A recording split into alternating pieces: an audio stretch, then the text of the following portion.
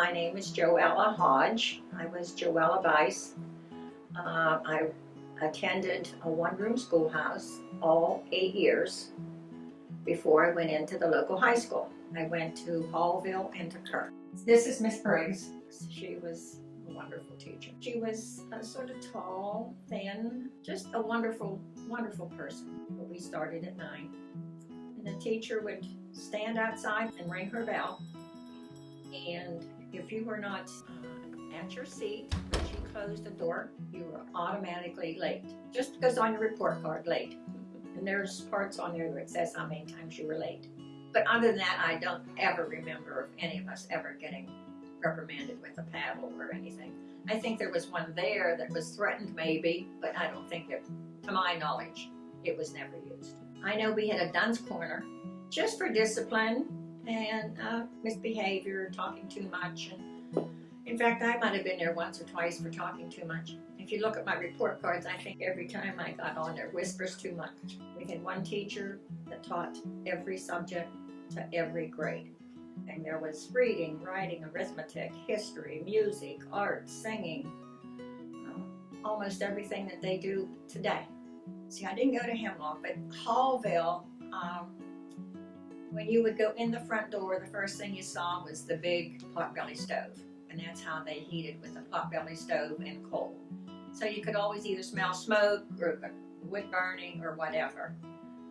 To the left of the building, there were racks where you could hang your clothes or your coats, and then up above there was a ledge where you could put your lunch bucket. We were able to walk home for our lunch. We lived so close, so we went home. But the other students, they just took their little buckets or their little lunch buckets, and they ate at the school.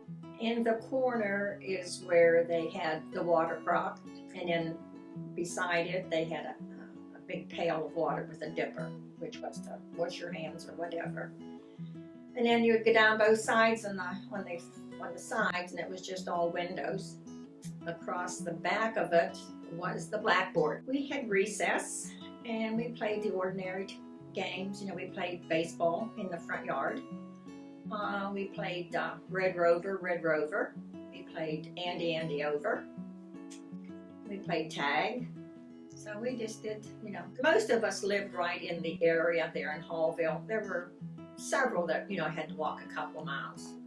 Grove City was all separate. They had all their own separate schools, and then all the townships still had all of their schools. I mean, there's, I think, 10 different ones in the townships. All 6 of us went, my older sister and brother and I, to the local one-room school. The last one did not. By that time, they were all consolidated and everybody went into the local school. I honestly don't know why they did it. We used to have so much fun in Hallville. We really did.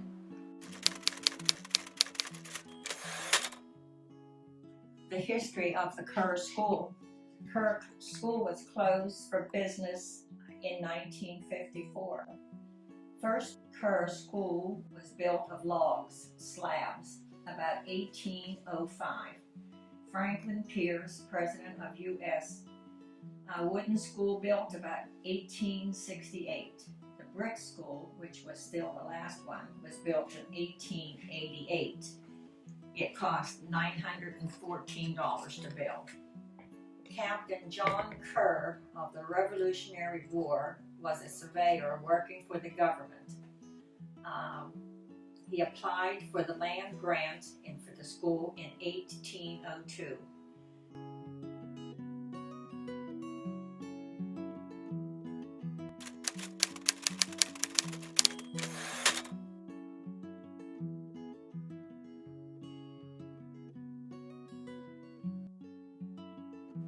It was, when it closed, it was empty for a long time. Pine Township there, Hemlock, they held their Grange meetings in there. And then for some reason the Grange quit using it. Well, it came up for auction.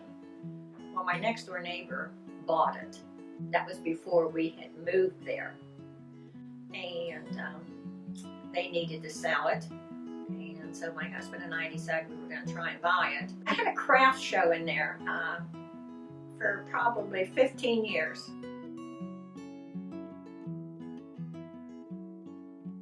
And we kept it up until like 3 years ago when I finally had to let it go. Well, it's been years since we carved our names on a clock tower door before everything changed. We were big eyes.